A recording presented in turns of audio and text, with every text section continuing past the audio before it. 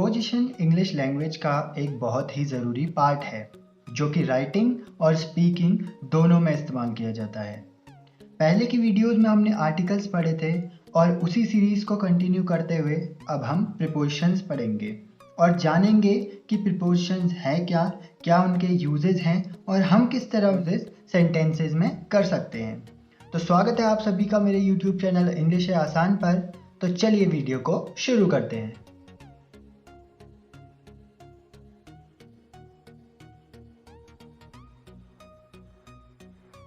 शुरू करते हैं इंट्रोडक्शन के साथ कि प्रीपोजिशन होते क्या हैं।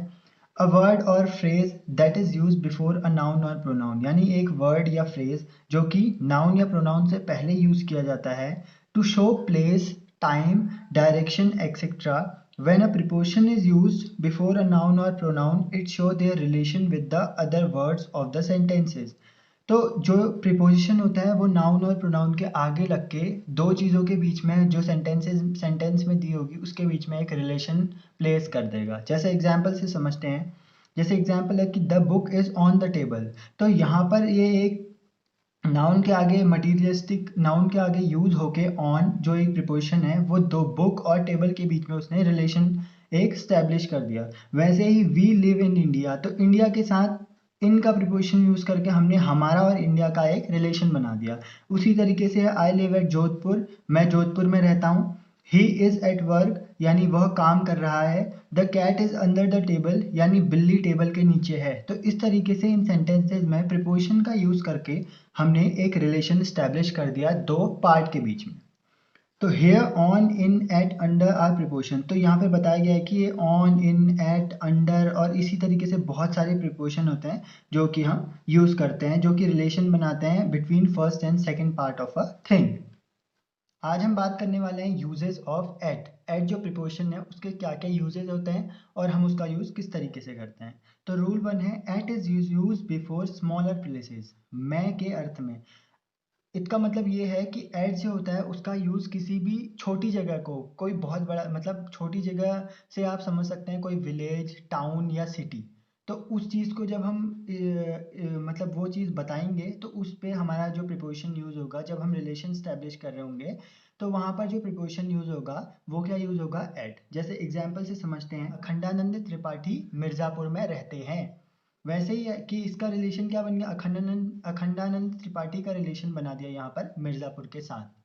माई ब्रदर लिव्स एट दरभंगा, यानी मेरा भाई दरभंगा में रहता है। तो मेरे भाई का और दरभंगा का यानी दो जगहों का रिलेशन यहाँ पर किसने बना दिया, एट ने। तो इस तरीके से हम क्या बोलते हैं, छोटी जगहों पे या टाउन हो सकता है या कोई सिटी हो सकती है, कोई विलेज हो सकता है। तो जो भी स्मॉलर प्लेसेस होंगी उसके आगे हम लोग किसका यूज, उससे पहले हम किसका यूज करेंगे, एट प्रीपोजिशन का। अब रूल 2 है at is use to indicate and denote time, यानी एट जो होता है वो टाइम को डिनोट करने के लिए यूज होता है। जैसे he will reach there at 6 PM, तो he will reach there at 6 PM, यानी वह वहां पर 6 बजे पहुंचेगा। वैसे ही है ही कम एट 7 o'clock, यानी वह 7 बजे आता है। एट का जो बेसिक यूज होता है वो होता है किसी भी टारगेट या डेस्टिनेशन को बताने के लिए, यानी किसी चीज को एकदम पर्टिकुलरली बताने के लिए हम एट का यूज करते हैं। उसके बाद है तीसरा rule, it is use before words indicating time, यानी समय को बताने वाले शब्दों के आगे एट का यूज होता है। जैसे समय से इसका मतलब है कि जैसे सुबह, शाम, दिन, रात।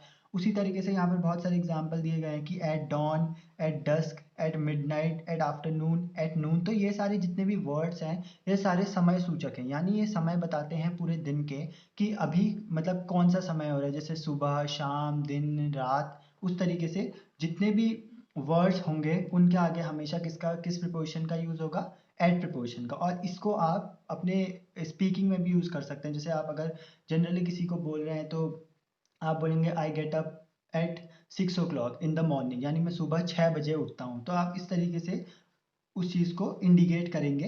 अब रूल 4 है it is use to denote price, rate, speed, यानी प्राइस किसी चीज का प्राइस बताने के लिए, किसी चीज का रेट यानी दर बताने के लिए, किसी चीज की स्पीड यानी कि किसी चीज की स्पीड, गति बताने के लिए या चाल बताने के लिए एट प्रीपोजिशन का यूज होता है। जैसे एग्जांपल से समझते हैं, Guddu Pandit is running his motorcycle at 80 km/h। तो यहाँ पर क्या चीज बताई गई है, यहाँ पर स्पीड बताई गई है। तो स्पीड के आगे किसका यूज हुआ है, एट का यूज हुआ है, एट प्रीपोजिशन का यूज हुआ है। जैसे तो ये क्या कह रहा है कि गुड्डू पंडित जो है वो अपनी मोटरसाइकिल को 80 किलोमीटर पर आवर की स्पीड पर चला रहे हैं। तो एट 80 किलोमीटर पर आवर से यहाँ पर स्पीड को स्पेसिफाई किया गया।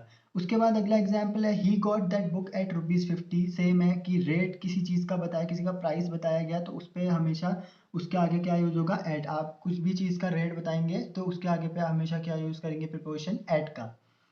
तीसरा है the cost of rice now days is ₹22 per KG. I bought 2 kg at ₹44। यानी जो आजकल चावल का रेट है वो है 22 पर केजी, और मैंने 2 किलो लिए, कितने रेट पे लिए, 44 के। तो ये जो प्राइस बताया गया उसके आगे किस प्रिपोजिशन का यूज हो गया, एट का। अब अगला है at is use to express demonstrate temporary action. यानी टेम्परेरी एक्शन की मतलब जो अभी चल रहा है, जैसे हम एग्जाम्पल से समझते हैं। जैसे हम कोई भी हमसे पूछता है कि, हमसे पूछ लिया कि जैसे आपसे पूछा कि आपका भाई कहाँ है, तो आपने बोला ही इज एट वर्क, यानी आपने कहा कि वो काम पर है। मतलब इसका मतलब ये हुआ कि वह अभी काम कर रहा है, तो यानी एक एक्शन चल रहा है। तो जब भी कभी ऐसा टेम्परेरी वर्क आप शो करेंगे तो उसके आगे प्रिपोजिशन हमेशा क्या यूज करेंगे, एट। जैसे अगला एग्जाम्पल है कि ही इज एट प्ले, तो हम ही इज एट प्ले बोलने से हमने क्या स्पेसिफाई कर दिया कि वह अभी खेल रहा है, यानी अभी जो चल रहा है अभी के टाइम पे वो खेल रहा है। तो इस तरीके से हम जो भी टेम्परेरी एक्शन होते हैं उनको एक्सप्रेस करने के लिए एट प्रिपोजिशन का यूज करते हैं। अगला है at is use before word indicating और एक्सप्रेसिंग एज एंड स्टेज। यानी एज किसी की उम्र बताने के लिए या स्टेज किसी उम्र का पड़ाव बताने के लिए एट प्रिपोजिशन का यूज होता है। जैसे my grandfather died at the age of 90। यानी मेरे दादाजी की मृत्यु कब हुई, जब वो 90 साल के थे। तो एज बता रहा है यहाँ पे कि दादाजी की मृत्यु तब हुई जब वो 90 साल के थे। तो एज ऑफ 90, ये हमने जब बोला एज बोली तो उसके आगे हमने प्रिपोजिशन का क्या यूज करा, एट प्रिपोजिशन का यूज करा। उसके बाद है अगला example I left college eight 23। यानी जब मैं उम्र के उस पड़ाव पे था, किस पड़ाव पे, जब मैं 23 साल का था तब मैंने कॉलेज छोड़ दिया था। तो यहाँ पर एक पड़ाव दर्शाया गया है, एक स्टेज दर्शाई गई है किसी पर्टिकुलर इंसान की लाइफ की। तो जब भी हम ऐसे पड़ाव या किसी की एज बताते हैं, एज स्पेसिफाई करते हैं या एक्सप्रेस करते हैं, तो उसे उसके हमें आगे हमेशा जो प्रिपोजिशन यूज होता है, उसके साथ जो प्रिपोजिशन यूज होता है हमेशा वो होता है एट।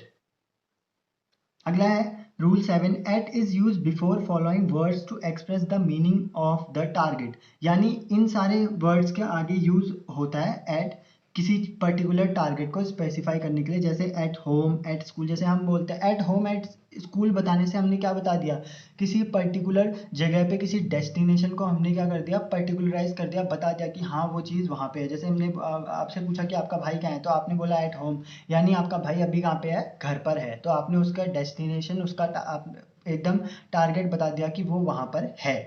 वैसे ही है at school, at the bridge, at the airport, at the theatre, at a party, at page 30, at the top, at a concert, at a conference. तो इस तरीके से ये सारे जो चीज़ें होती है इनके आगे एट यूज़ होता है। जैसे आपसे बोला आपकी टीचर ने कि जाओ और 10 नंबर की कुर्सी पे बैठ जाओ, तो टीचर क्या बोलेगा, go and sit at the chair number 10। यानी उसने एकदम आपको निर्देश दे दिया, आपकी डेस्टिनेशन बता दिया, आपको टारगेट बता दिया कि जो 10 नंबर की कुर्सी होगी आपको उसी पर बैठना है, ना 11वीं पे ना 12वीं पे। तो इस तरीके से उसने क्या दे दिया, आपको टारगेट बता दिया, एक डेस्टिनेशन बता दी, तो आप सीधा जाओगे और 10 नंबर की कुर्सी पे बैठोगे। तो ये है कि किसी भी टारगेट या डेस्टिनेशन को बताने के लिए हमेशा प्रिपोजिशन जो यूज होता है वो होता है एट। तो इस तरीके से आप उसको अपनी स्पीकिंग में भी यूज कर सकते हैं।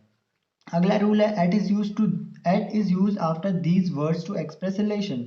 एक रिलेशन बताने के लिए इन सारे वर्ड्स के बाद एट का यूज होता है। अभी तक हम क्या यूज कर रहे थे, पहले यूज कर रहे थे एट का, अब जो यूज होगा वो होगा बाद में। जैसे शाउट एट, किसी चीज पे चिल्लाना, grumble at, shoot at, laugh at, mock at, aim at, smile at. तो इसी तरीके से kick at, growl at, bite at, look at, growl at. तो इस तरीके से इन सारे शब्दों के आगे जब वो यूज होगा तो वो एक रिलेशन बता दिया। जैसे पहला है कि शाउट एट समथिंग, जैसे आपने बोला कि आपको किसी, आपके दोस्त को किसी पे गुस्सा आया और वो उस पर चिल्लाया, तो आपने बोला my friend shouted at the shopkeeper. यानी आपका जो दोस्त, आपने बताया किसी को कि मेरा दोस्त जो था वो शॉपकीपर पे चिल्ला रहा था किसी रीजन की वजह से। तो ये है कि एक रिलेशन बता दिया आपने अपने दोस्त के बीच में कि वो चिल्ला रहा था किसी शॉपकीपर के ऊपर, किसका यूज करके, प्रिपोजिशन का यूज करके, एट। तो इस तरीके से आपने वहां पर भी एक टारगेट स्पेसिफाई कर दिया, एक चीज पर्टिकुलराइज कर दी कि हाँ ये जो रिलेशन बना, ये जो रिलेशन बना इसके पीछे जो प्रीपोजिशन यूज हुआ एट यूज हुआ। तो इस तरीके से आप इसका यूज करेंगे। उसके बाद रूल 9 है at is use before these word. Simple, इन सारे शब्दों के आगे भी पहले जो होगा एट यूज होगा। जैसे at Easter, at Christmas, at bed time, at this hour, at this moment, at this juncture. तो ये सारे जितने भी वर्ड्स होंगे इनके आगे हमेशा किसका यूज होगा? एट का यूज होगा। तो दोस्तों ये थे कुछ ऐड के रूल्स कि हमने ऐड जो प्रीपोजिशन होता है किस तरीके से हम उसका यूज़ करते हैं और किस तरीके से हम उसको जनरली स्पीकिंग में भी यूज़ कर सकते हैं। जितने सारे भी मैंने आपको रूल्स बताए हैं, जितने सारे भी फैक्ट बताए हैं, अगर आप समझ जाएंगे, उनका यूज़ करेंगे अपने स्पीकिंग में भी, तो आपको राइटिंग में भी एकदम से आसानी होगी। तो इनको अपने स्पीकिंग में भी लाने की कोशिश करें। आगे भी इसकी सीरीज़ कंटिन्यू रहेगी और हम उसमें अलग अलग और प्रीपोजिशंस की बात करेंगे। तो thanks for watching and please like and subscribe my YouTube channel. और अगर आपकी कोई भी क्वेरी है, अगर आपका कोई भी क्वेश्चन है तो आप कमेंट बॉक्स में कमेंट कर सकते हैं।